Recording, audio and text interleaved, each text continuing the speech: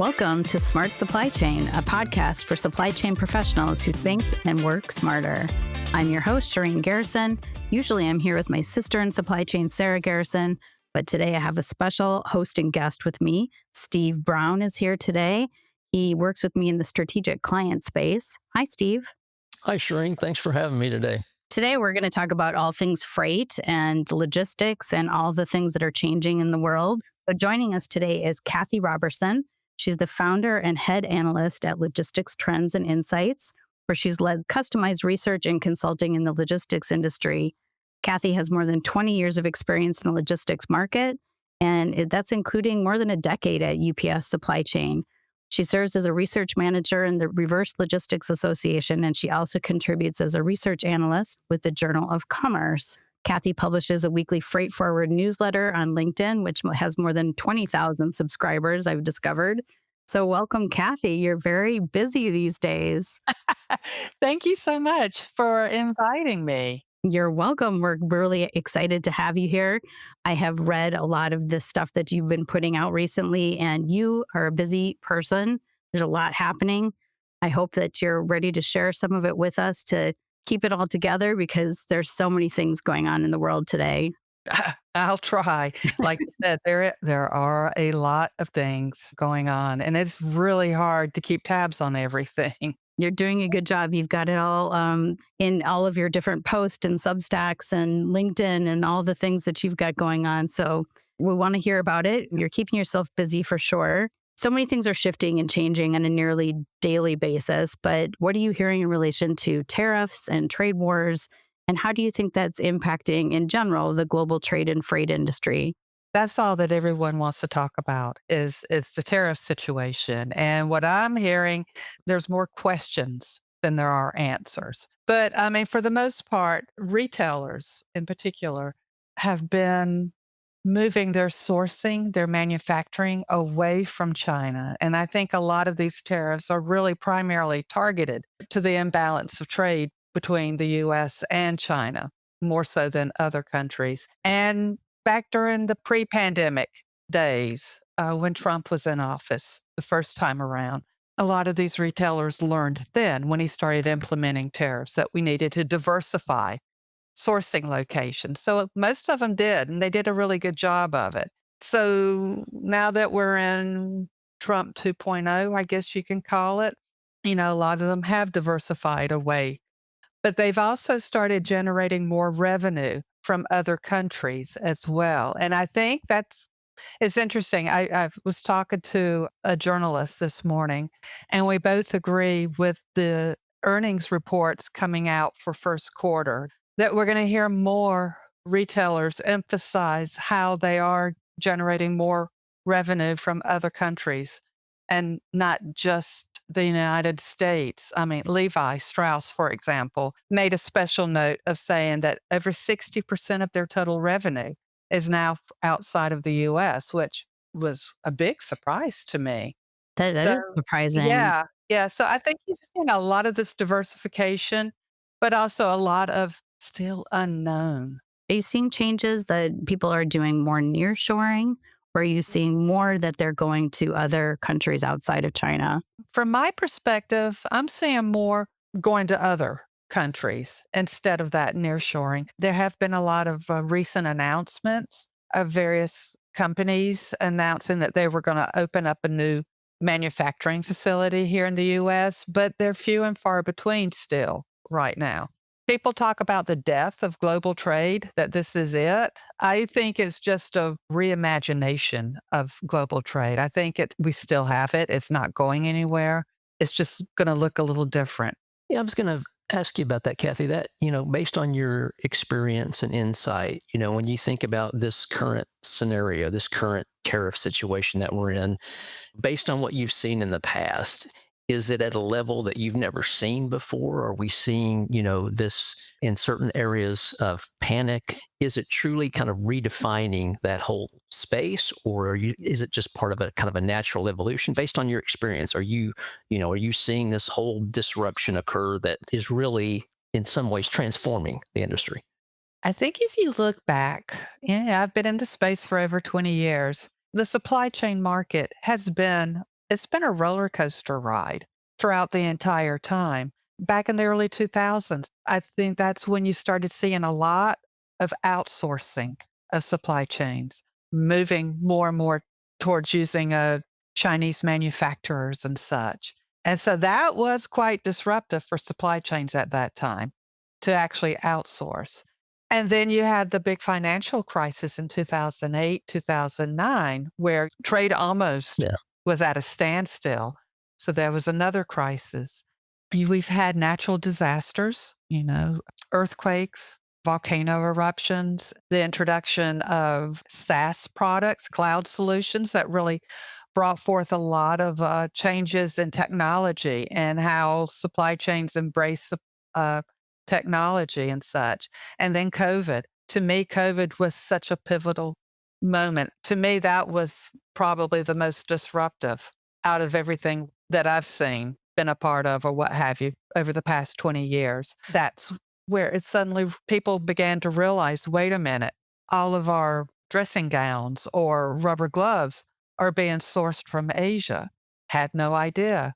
Had no idea most consumers were like, wait a minute, all of our medication coming in from India or Mexico primarily. Why aren't we producing these here in the States?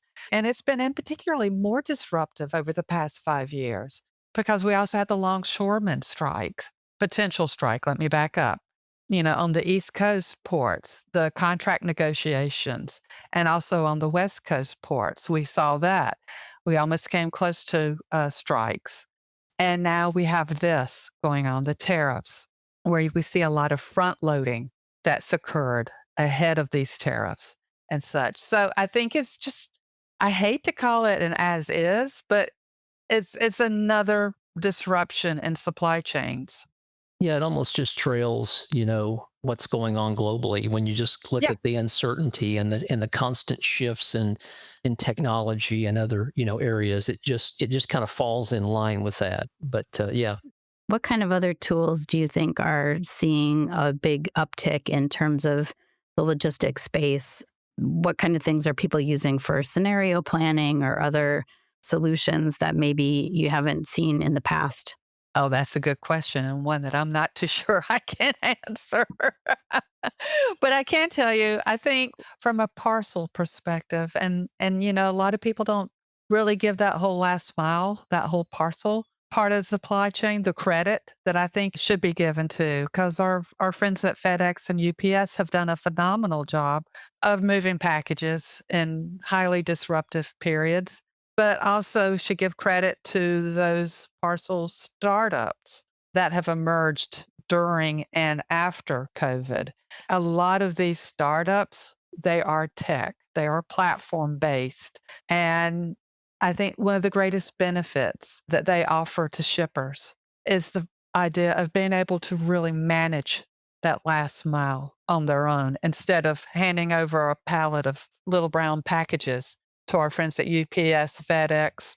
They can manage where these are going themselves, kind of like a TMS, a transportation management system, because that's exactly what it is. They can determine the service level. They can determine who's going to make those deliveries. Is it going to be a FedEx or is it going to be an on-track or the post office? So I think that's been one of the coolest things for me to see.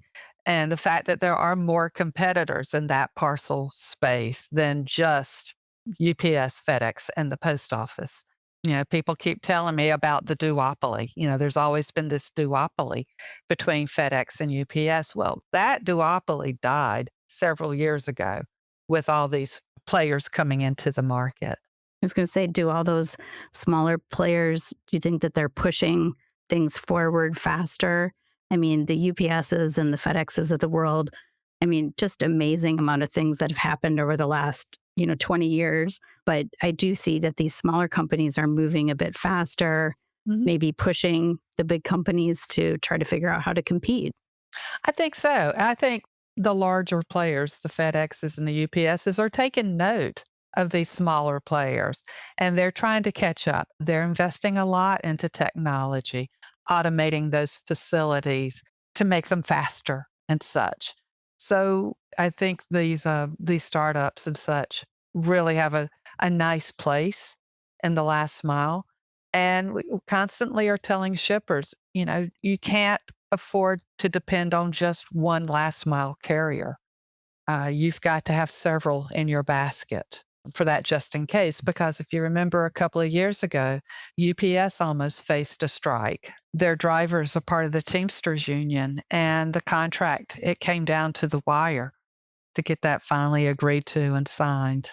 Yeah, that's an interesting point. Kathy, when we're talking about this last mile and the number of different people and companies that have kind of gotten into this space, both on the forward logistics and the reverse logistics side of the business. And you think about what happens is they develop these niches, they'll grow to a certain level, and then they'll get acquired by one of the larger companies and organizations. What have you seen from that perspective, from a trend perspective? Have you seen that to start to get more traction?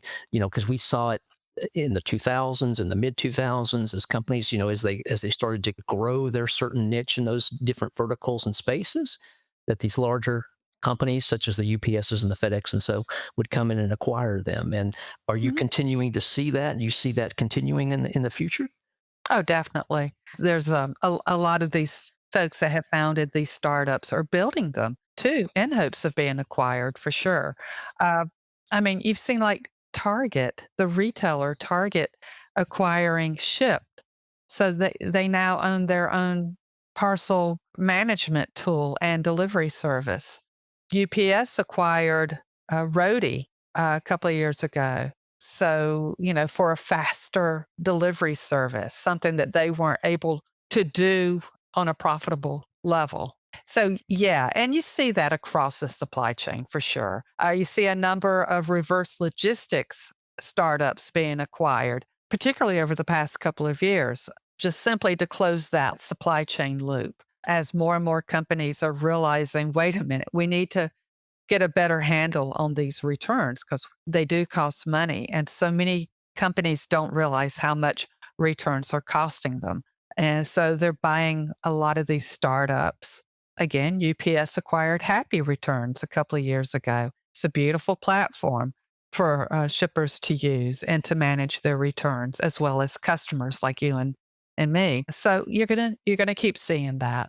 I think a lot of companies didn't want to deal with returns for the longest time. Like, I mean, I remember That was buying things such a that deep, dark it secret, everybody really, just yeah. And then you had to like physically bring something back to the store if you bought it. And I mean, just such a huge hassle to do returns. But now it's super simple. You literally just get something to print out at home and go drop it off somewhere. And it's very simple to make returns. exactly. Or you could have them come pick it up at your front door if you Hmm. wanted to. And the thing is also companies are beginning to realize they need to understand why people are returning stuff. So that's where you're beginning to see some of the AI play in. I know with the Reverse Logistics Association, every year we do a startup contest focused on reverse logistics startups. And one of our winners a couple of years ago, they actually had a platform, and it was an AI driven platform that allows folks to better understand their returns data and to understand why people are returning what they're returning. And so they can use that data to either, make improvements on products or to position these items a little better. We're going to take a quick break and be back shortly. This really has been an insightful discussion so far with Kathy. There have been a lot of great and interesting topics. I know that at ALOM, we've established this Edge team to help with some of these insights that our customers have around the questions and concerns around tariffs and other things. And I know you're a part of that team as well, Shireen. That's right. There is a group of us that are on this team that we're calling the Edge team. We've got some resources that are tracking all the changes so that we can keep up to date on basically all the latest and greatest information because it really does feel like things are changing on a daily basis. So our team is reviewing our client setups and also discussing with them if there's things that we need to do to help them mitigate extra cost or identify risks that we can provide some solutions to. So that's what we're doing on our side. There's a few people on the team that weren't able to join us today, but I did invite Brandon Hulse to join us and give us a few updates on what he's kind of driving. Brandon is our head of logistics and he's here today. So, hey, Brandon, how's it going? Hi, Shireen. Great, thanks. Great. I'm hoping that you can share some of the activities and highlights that you've been working on. Absolutely. One of the primary areas of focus early on was identifying reputable data sources. So we reached out to our legal counsel, our partnership with the Manufacturing Association, and other reputable news outlets. So it's really helped us collect information on a daily basis as things change regularly. And we're able to identify opportunities, field questions, and present that information both internally and externally. Can you give us an update on some of the other areas that you're looking at as well? Yes, we look at all areas that ALOM plays in, and we focused on warehousing and storage, transportation, assembly, contract management, and procurement. I mean, that's a very comprehensive list, Brandon, when you think about it, and you kind of cover all of the different areas and topics. But when you think about that list, is there one area, if you will, in that list that you give more attention to, or that you have more concern or involvement with? Yes, I can expand upon a couple. Warehousing and storage. So we utilized our global network. We have warehousing and storage in each of primary regions. And we've utilized our North American warehousing and storage to help with ALOM's distribution business and our customers to minimize the impact of the tariffs. Another area of focus has been procurement and purchasing. Unfortunately, Jason wasn't able to join today, but I have touched base with their team, and they've been focused on nearshoring solutions, and ALOM's implemented those during and after COVID with local suppliers, and we continue to do so. This is great. I mean, Shireen and Brendan, thanks to both of you. I know you all are part of the larger team that you mentioned. And if you think about all of this, and then you wrap it into what our CEO, Hannah Kane, is doing as well. She's part of the Edge team, but in addition to that, she is actively involved and on the board of the National Association of Manufacturers, or NAM, as a lot of people know it. She's been providing numerous articles and podcasts and is active in speaking engagements on these developments around tariffs and the trade wars and supply chain and such. And so when I think about that, when I think about Hannah's involvement with Edge and with your team, it really is providing a great service, I think, to our customers and stakeholders during these uncertain times. Thanks, Steve. Let's jump back into our conversation with Cathy Roberson. From the 3PL perspective, are you seeing that companies are looking to outsource more of their logistics and freight activities, or are lots of people keeping that in-house, do you think? I think it's a mix, and it depends on the sector, I guess, or what is being in-housed and versus not. I keep going back to the last mile. That's an area I've been working a lot in lately. And there are a lot of shippers, I should say, that's actually bringing that back in-house, either offering last mile services themselves to their customers, or, like I said earlier, managing it through a platform. So, which is usually, those crowdsourced delivery people doing the last mile. I mean, the benefits of keeping it in-house is you can track everything and really manage the whole thing. But of course, the benefit of using somebody from outside is that they've got all the tech and the tools and the drivers and all of that kind of stuff that maybe leads to more flexibility. I agree. I think having a 3PL as a partner is important, for that exact reason, the flexibility. There's cost savings. There's a good bit of cost savings involved with partnering up with a 3PL, and plus just the sharing of the knowledge, the data and such. I was listening to a podcast the other day where somebody was talking about like of course, their biggest cost is people and drivers, but also just keeping the equipment up to date, like the difference from a sustainability and environmental perspective on a new truck versus one that's even just a couple of years old is enormous. Exactly. And insurance has gone up too. Yep. So I remember reading something about the insurance cost on these fleets keeps going up as well. EV is the new way to go, but that is a whole nother host of challenges as well. Kathy, I want to jump back. We've talked a little bit in this discussion about what COVID did to just really every industry. And if you think from at least what we see, and I wanted to get your thoughts as well, when we look as we've gotten more and more into the healthcare vertical, and you look at, what COVID did was basically retrain people or open new markets for in-home testing. And so we saw a huge uptick in test kit, whether it's a COVID or other medical type test kits. And as you think about that space and just the sheer regulatory requirements that are in that space, we see it on the 3PL side. I wanted to get your thoughts on the freight, the transportation side. When I think about some of these healthcare devices, these medical kits, it takes me back to my telecom days when we first introduced smartphones, and when smartphones began, and just the sheer volume of transportation and freight management. There was also a security issue there because you just had these very expensive devices that were shipping.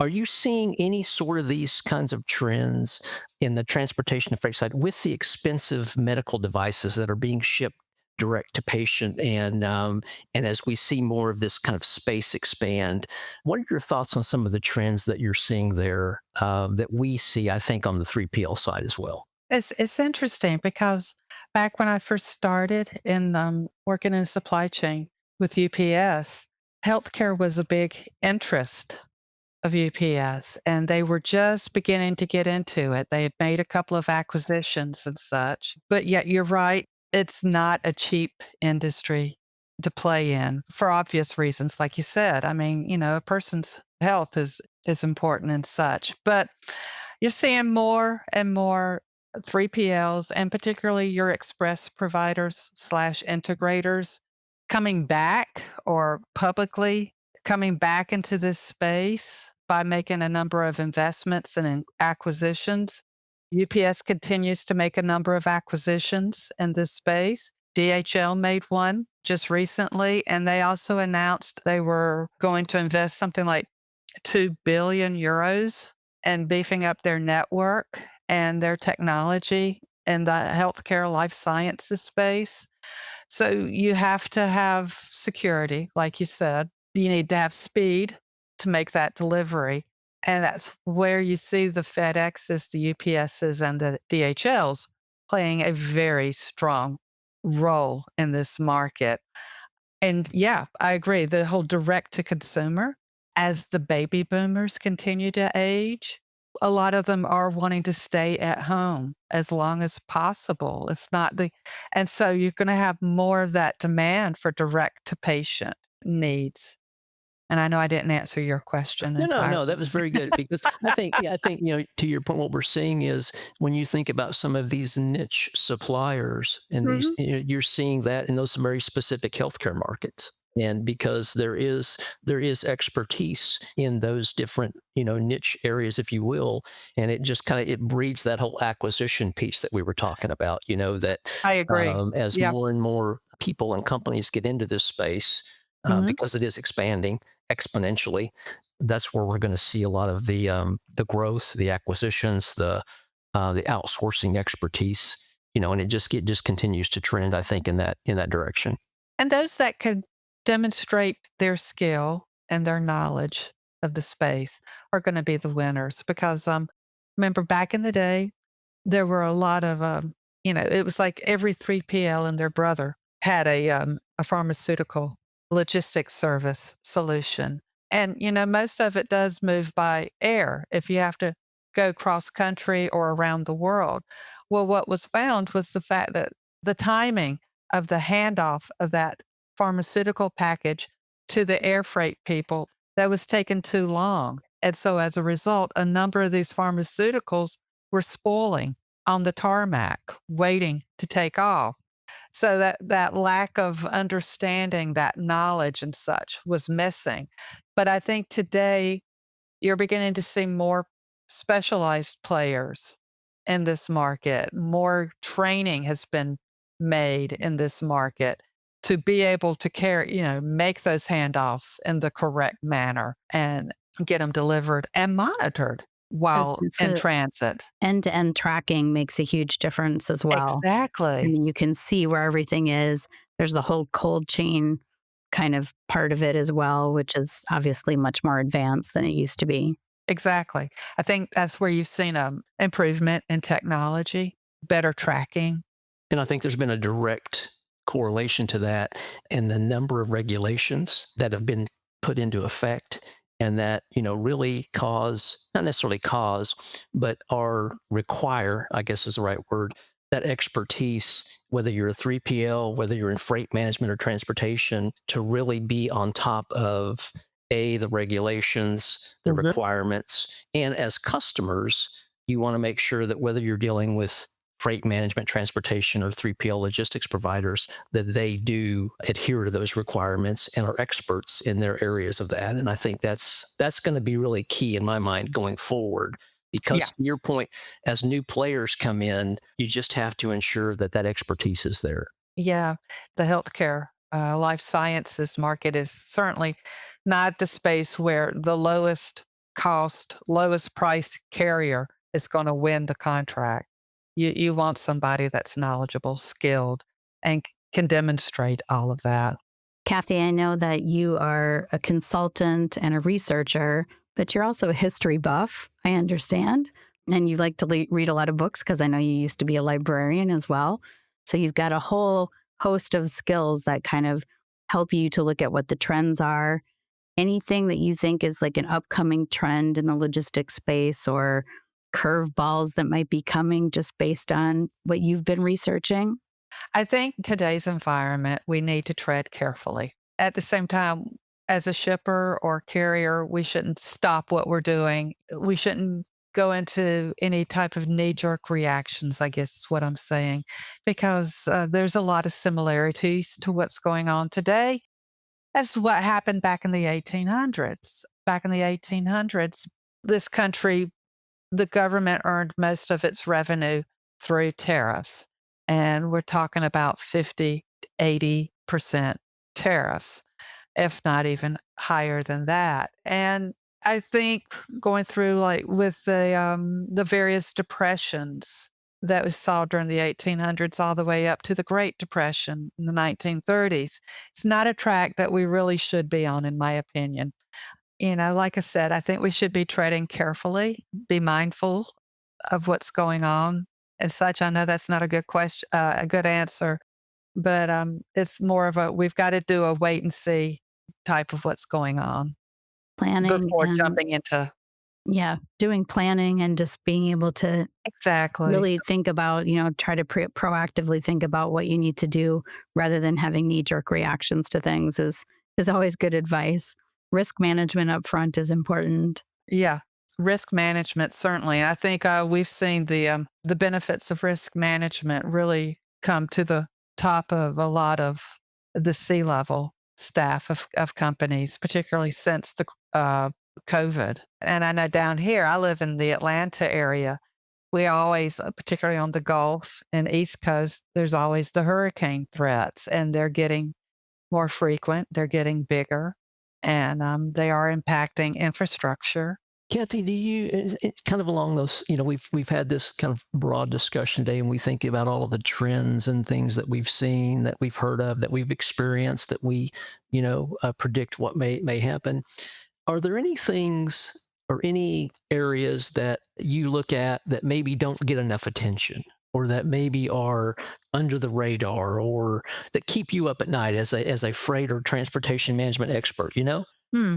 Okay, so let me flip that around a bit here. I think a lot of folks tend to look at their supply chains in a very siloed way. And I think we also need to look at it from a horizontal perspective. So if you're only looking at ocean freight, if you're an ocean freight analyst, and that's all you look at from day in to day out, your decisions are going to impact trucking or rail down the road. Supply chains have a ripple effect. So what you as an ocean freight analyst may decide upon is going to impact the rest of the supply chain on down the chain, let's just say, all the way to that little box that gets delivered to my front door. So I think folks need to be more mindful and look at it as a whole, as what their decisions end up being. Yeah, agreed. I mean, I think supply chain has had an interesting kind of bit of visibility since COVID. I mean, I know that people I know didn't have any idea what I did for a job. They're like, what's supply chain? That doesn't even make any sense. But the minute they couldn't get their hands on toilet paper, everybody understood what supply chain was about. So I think there's a lot more visibility in the space and a lot of smart people that are working in this industry that hopefully are thinking about those risks and their impacts on the rest of the space. I agree. But you also need to realize the supply chain is not a linear thing. It's a circle. In fact, it's not a giant circle. There's like little circles on top of a big circle because we forget about the reverse logistics side, as we discussed earlier. And that return can happen at any time within a supply chain, not necessarily just at the last mile. It could happen on the dock. In fact, a lot of times that happened, particularly during COVID, when Halloween stuff was being delivered in January or February. And the retailers were like, no, send it back. We can't afford to keep it because the warehouses were too full at the time. So it's things like that that we need to be mindful of and to think about. But yes. Cathy, we do have one final question for you. It is not a supply chain related question. Are you ready for it? Yeah. We want to know, this is what we ask everybody. What's the best vacation that you've ever taken? Or do you have like a dream destination that you would really like to go to? I think one of the best vacations my husband and I took was when we went to Scotland for a week. We had no itinerary. That's how we take our vacations. We never plan anything. The only thing we plan is to rent a car. And the minute we landed in England, we hopped in the car and we headed north. And to me, it was so fun. Just be like, oh, look at that sun. Let's go check that out. So we enjoy that. And Scotland was so beautiful and such friendly folks. I would agree. I've been there as well. It's beautiful. Well, we'll have to talk to Hannah about opening an office there. Well, if you're hiring for it, let me know. We'll keep this circle informed in terms of what's happening. That'll have to be the last word because we're out of time. But thank you so much, Cathy.